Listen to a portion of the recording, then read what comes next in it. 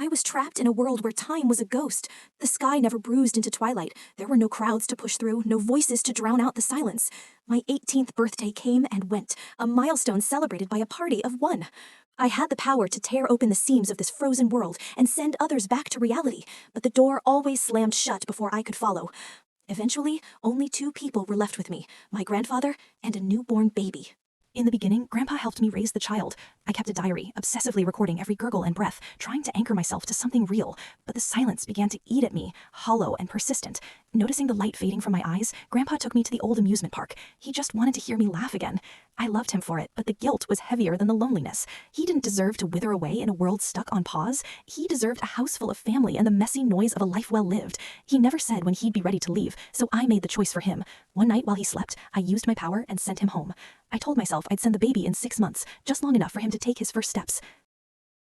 Watching that little boy grow softened the edges of my anxiety, but when those 6 months passed, I kept my promise. I sent him away too. Then I was truly alone, no one to hold, no one to answer me. I tried to stay normal. I exercised until my lungs burned and observed the frozen world like a scientist, but eventually something inside me just snapped.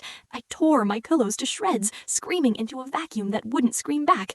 My heart physically ached from the lack of sound. On my second 18th birthday, I stopped pretending. I went to an empty library and read magazines for hours. I hacked off my hair, put on a daring dress I'd never had the courage to wear, and decided to travel. I ran through the middle of empty highways. I sat in the stands of silent stadiums, watching a baseball game that would never reach the second inning. I slept when I was tired and woke when I felt like it. But without someone to see me started to disappear. I felt the world claiming me. The edges of this reality were pulling at my skin, trying to dissolve me into the stillness forever. Just as I felt myself slipping away, I saw it, a single point of light. I lunged for it, reaching out with everything I had left. My hand brushed against a girl frozen on the sidewalk. The moment our skin touched, she gasped. She was the origin, the one who had accidentally stopped time in the first place. She had been a prisoner of her own power until I woke her. When I told her my story, she wept. She apologized for the years she'd stolen and offered to send me back. She pressed a small contact card into my hand, a tether just in case, and then she let go. The world began to breathe again. I tumbled out of the boundary and back into reality. I had no phone, no money, and the clothes on my back were from a world that didn't exist. I walked all night, my legs heavy, my mind spinning. When I finally reached my street, it was past midnight, but my house was glowing like a lantern in the dark.